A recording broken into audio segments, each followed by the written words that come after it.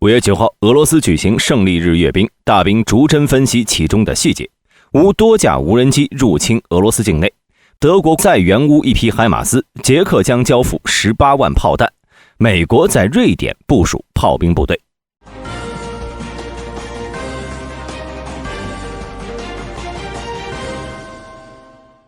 5月9号，俄罗斯在莫斯科举行了盛大的阅兵典礼，相信各位可能也看过了，所以大兵呢今天给大家补充一些阅兵式中有趣的小细节。视频开头率先出现的是坐在车上的俄罗斯军官，是俄罗斯上将陆军司令奥列格·萨柳科夫。有很多人会疑惑怎么第一个出现的不是国防部长绍伊古呢？这其实是苏式军演的制度。萨柳科夫扮演的角色是受检阅部队的总指挥，在他检视过部队后呢，会向检阅者汇报受检阅部队的情况，比如部队名称、番号、装备型号等等。随后呢，两个举着旗子的礼兵方阵走过主席台，第一面旗子是俄罗斯国旗，这没啥好说的。第二面旗子呢，就有一些故事了。旗子上的镰刀锤子表明，这是一支来自苏联时期的旗子。这面旗子呢，属于苏联陆军第150步兵师。该部队是二战时期苏联的王牌部队。在1945年5月1号，这面旗子在柏林国会大厦上升起。之后，苏联法律就规定这面旗子为俄罗斯的胜利旗。之后呢，就轮到绍伊古出马了。作为国防部长，他需要接受萨留科夫的报告，并乘坐汽车检阅受检阅部队。值得一提的是，不久之前呢，俄罗斯国防部副部长伊万诺夫因巨额贪污案被捕，也有传言称绍伊古也被此案牵连。不过这次阅兵式他正常参演了，或许说明短期之内国防部长的位置不会发生变化。而消失了2个多月的俄罗斯总参谋长格拉西莫夫也没有在镜头中出现，不知道有没有参加。之后呢，就是普京发表演讲了，这里我们就不讨论演讲内容了，而是聊聊普京身边的这2个老人。普京左边的老人呢，名叫库罗帕特科夫，今年呢已经102岁了。去年他也参加了俄罗斯胜利日阅兵，不过呢是坐在卢卡申科的旁边。1941年，作为炮兵工程学院的库罗帕特科夫，先后参加过莫斯科、斯大林格勒、列宁格勒这3场关键性战役。1945年，他作为军事学院阅兵队参加了红场阅兵，后来呢又参与了 P500 玄武岩反舰导弹的制造。而右边的这位其貌不扬的老太太则更是重量级，她名叫亚历山德拉·阿莱西娜，也是有100岁以上的高龄了。在二战时期，她是一名狙击手教官。1941年秋天，阿莱西娜从初中毕业后就去了一家工厂工作。因为所有男人都已经上前线了，在德国空军的轰炸下，他参与了在莫斯科附近的纳罗弗明斯克建造反坦克的防御工事。1942年，他是第一批参加狙击手教官课程的人之一。阿莱西娜数次要求前往前线，但指挥部都拒绝了他，因为他们欣赏他出色的指挥和学习能力，认为有必要将其留在狙击学校。在阿莱西娜的工作期间，一共训练了26名一流的狙击手，以及其他2000名女狙击手，他们消灭了超过12000名德军。在普京身后呢，则是一群年轻的军人，他们都是在俄乌战争中表现优秀的俄罗斯军官。比如普京右侧后方的就是马里乌波尔战役中的红背包，他是在22年6月因踩中地雷而更换了假肢，但依旧在坚持作战。而在展示装备环节呢，有一个值得注意的点，那就是这次阅兵式中仅有一辆 T3485 坦克参演。作为二战苏联红军的标志，每次装备方队的开头都是一辆 T34， 这已经是俗成的习惯了。而其他坦克去哪儿了呢？那大兵就不知道了。目前俄罗斯大概有12000辆坦克，就算俄乌战线吃紧，那找几辆临时参演应该还是没问题的。同时呢，没有参加过俄乌战争的俄罗斯最先进坦克 T14阿玛塔也同样缺席了。不过考虑在2015年的红场阅兵彩排中，阿玛塔出现过抛锚事故，不让他出来继续丢人也是情有可原的。值得一提的是，乌克兰呢本来也有在胜利日阅兵的习惯。在23年，乌克兰总统泽连斯基取消了胜利日阅兵，把5月9号胜利日改为了欧洲日，要求在当天和欧盟国家的团结与和平。乌克兰总司令希尔斯基也曾经参加过1986年的胜利日阅兵。如今物是人非，不得不令人唏嘘啊。5月9号，乌克兰安全局俄罗斯边疆地区的油库和炼油厂等能源基础设施进行了远程无人机袭击。阿克拉斯诺达尔边疆区的作战总部声称，乌克兰军队试图用至少7架无人机袭击了尤罗夫卡的一个油库，俄罗斯防空系统击落了其中6架无人机，但至少有1架落在了油库本身，并引发了火灾。自由欧洲电台报道说，这次乌克兰针对石油运输点的袭击行动是为了阻止俄罗斯军方通过这些点向克里米亚的部队供应石油。这次无人机袭击创下了乌克兰对俄罗斯发动袭击最远距离的记录，袭击地点呢，距离俄乌边境长达1500公里。大兵认为这件事情呢，代表着乌克兰同样有能力对俄罗斯境内纵深目标进行打击。在北约持续提供军事援助的情况下，俄乌双方彼此对对方能源系统的打击将成为常态。所谓兵马未动，粮草先行，一旦后勤被切断，前线部队的战斗力将会呈指数的下降。尤其是对战线拖得很长的俄罗斯来说，后勤一旦被切断，其进攻将会受到非常大的阻力。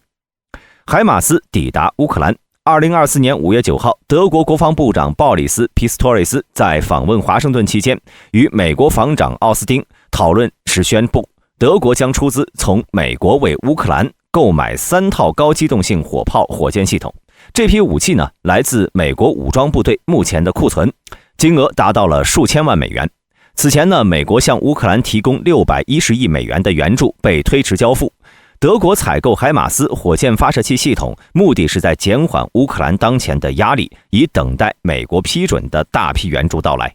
截止24年5月10号，美国已经向乌克兰交付了20辆海马斯，并承诺再交付19辆。然而，其中有2套已经被摧毁，另外还有2套被损坏，正在维修当中。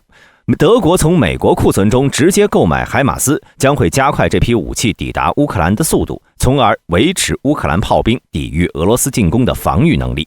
根据公开数据，2023年一套海马斯发射器和弹药的价格为440万美元。因此，如果德国能够与美国陆军以相同价格谈判购买，那么3个发射器的总成本约为1320万美元。不过，按照常理，德国是很难拿到内部价格。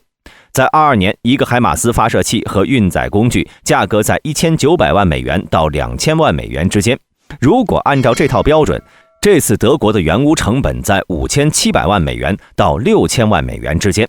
此外呢，美媒用于出口的海马斯火箭弹药标价为43万美元。可以说，为了援助乌克兰，德国这次真的是下了血本了。M142海马斯火箭系统射程可达300公里，能够携带6枚火箭弹或者1枚导弹，具有快速装填能力，以保持战斗状态中的高机动性。对于乌克兰来说，海马斯系统在与俄罗斯的冲突中发挥了重要作用。这些系统使乌克兰军队能够对俄罗斯的关键阵地和后勤网络进行精确的远程打击，从而影响整场战斗的走向。大兵认为，3辆海马斯的加入毫无疑问能在短期内增加海马斯的防御能力，但缺乏改变战局的能力。目前在长达1200公里的战线上，乌军在多个方向均陷入了火力劣势。如果乌克兰现在能够集中火力，在某个方向对俄罗斯发起反攻，迫使俄军重新集结兵力，那么事情呢，或许还有转机。接下来我们再来看一下战线。5月9号，俄罗斯军队继续在恰西夫亚尔附近展开进攻行动，但没有取得任何的进展。一位俄罗斯军事博主声称，俄罗斯军队正在扩大对恰西夫亚尔东部地区的控制，并增加对定居点南部和东部侧翼的进攻压力。目前部署在西维尔斯克和马林卡地区之间的俄罗斯南方集团军群正在重新集结，准备再次尝试突破恰西夫亚尔。目前，俄第331近卫空降团和第11危地危旅的成员正在对 T0504 高速公路和恩村之间的森林地区展开行动。同时呢，俄军还有多支部队在恰西夫亚尔附近作战。然而，有乌克兰情报员声称，虽然俄南方集团军有多达15个摩托化步兵旅在恰西夫亚尔方向作战，但这些旅中的大多数由不超过2个战备营组成。在阿夫迪夫卡方向，俄第114摩托化旅已经推进到了乌曼斯克中部。有消息称，俄罗斯军队已经占领了整个乌曼斯克。同时，俄罗斯军队向新波克罗夫斯克郊区内塔伊洛夫和佩尔沃麦斯克附近的野战地区推进。根据乌克兰陆军发布的视频，在阿夫迪夫卡方向，乌军又摧毁了3辆坦克、1辆 BMP-3 和1辆 MTLB。而在顿涅茨克至扎波罗热州边境地区，俄军是发起了猛烈的地面袭击。在1天内，俄罗斯军队在乌罗扎因附近沿着 3.3 公里宽的战线向前推进了 1.15 公里，并在激烈的战斗后到达了斯塔罗马约尔斯克的南郊。而在南部战线，俄罗斯第80摩托化步兵旅对赫尔松州东岸克林基发起了数轮攻击，但均被乌军击退。捷克总统彼得·帕维尔在24年5月8号接受德国电视采访时透露，捷克共和国将在初夏之前向乌克兰交付首批18万枚炮弹，作为欧盟以外采购弹药的新计划的一部分。捷克主导的弹药计划旨在通过从欧盟以外的全球供应商处采购火炮弹药，为乌克兰提供大量军事支持。该倡议是为了应对欧盟未能兑现向乌克兰提供炮弹的承诺，以及与俄罗斯持续的激烈冲突而制定的。在采访中，帕维尔总统和彼得·亚非拉总理表示，他们预计交付将在6月进行，并已经签订了进一步大量弹药运输的合同。帕维尔总统承认该倡议的进展速度比预期的要慢，但强调其他国家迫切需要加强对乌克兰的支持。他强调，现在应该通过一切办法降低俄罗斯取得胜利的可能性，以加速双方进行和平谈判。根据捷克外长扬利帕夫斯基称，今年早些时候，布拉格就开始从全球各种渠道为乌克兰筹措80万枚炮弹。后来，由于乌克兰的迫切需求，该计划将其扩大到150万发炮弹。德国、瑞典、挪威等多个国际合作伙伴提供了大量捐款，估计该计划总成本约为30亿欧元。然而，尽管获得了18个国家的承诺，但该计划在资金方面仍然存在挑战。美国在瑞典部署炮兵部队，来自佐治亚州的国民警卫队第214机动增强旅、第648野战炮兵团的陆军士兵已经部署了他们的 M109A6 圣骑士榴弹炮，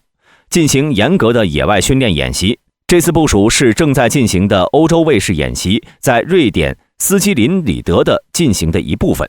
该演习涉及了多个北约盟国和伙伴国家，旨在加强高强度作战场景中的配合能力和战术熟练程度。据军方官员称，野外训练演习不仅展示了 M109A6 圣骑士的战术能力，还加强了北约部队之间的战备和合作。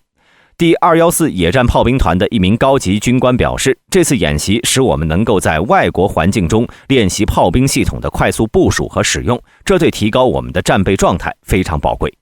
M109A6 圣骑士是 M109 自行榴弹炮的先进版本，被美国陆军和盟军广泛使用。M109A6 以其卓越的火力和快速机动性而著称，只在快节奏的战场条件下支持陆军师。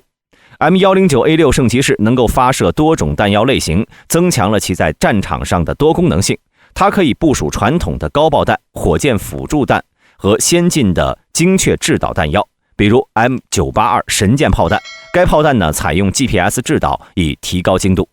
M109A6 使用标准炮弹时，最大射程为22公里；使用火箭辅助射弹时，圣骑士的射程将延伸到大约30公里。M109A6 的一个关键特点是其更高的精度，这得益于先进的火控系统。这对于现代火炮在战斗场景中的有效性至关重要。火控系统不仅提高了精度，而且减少了瞄准和发射之间的时间，从而提高了整体的射速。大兵认为，美国的这次炮兵部署旨在对俄罗斯进行威慑，以回应之前俄罗斯所进行的核演习。同时，美国也想借助这次机会测试美国陆军装备和其他北约装备之间的差距。虽然美国在国防科技领域长期保持着领先地位，但美国陆军的待遇相比于空军和海军还是有些不尽如人意的。而在俄乌战争中，美国陆军的某些装备均暴露出了一些弱点，比如对于无人机缺乏的防御措施，未来美军可能会针对这些弱点进行改善。本期视频到此结束，对视频有什么想法，欢迎各位在评论区留言讨论。我是大兵，我们下期再见。